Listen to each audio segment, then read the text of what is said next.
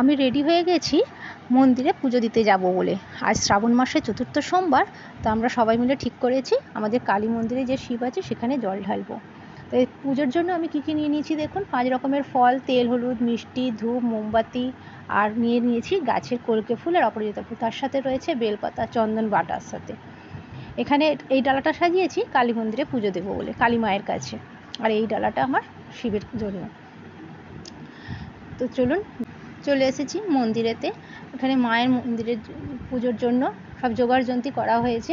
এই যে আমাদের ছোট্ট শিব, ওই শিবের মূর্তির মধ্যেই আমরা পুজো করব। তো এখানে আমাদের পাড়ার ছেলেরা কাল রাতে গিয়েছিল উলুবেড়িয়া। ওদের খুব শখ ছিল উলুবেড়িয়া থেকে জল নিয়ে এসে বাবার মাথায় ঢালবে, তাই সবাই মিলে গিয়েছিল উলুবেড়িয়া থেকে জল আনতে। ওরা এখন মন্দির প্রদক্ষিণ করছে। তো মন্দির 3 বার প্রদক্ষিণ করার পরে ওরা যে জল নিয়ে এসেছে সেই জলটা ঢালবে। ওদের জল ঢালা হলেই আমরা জল ঢালবো।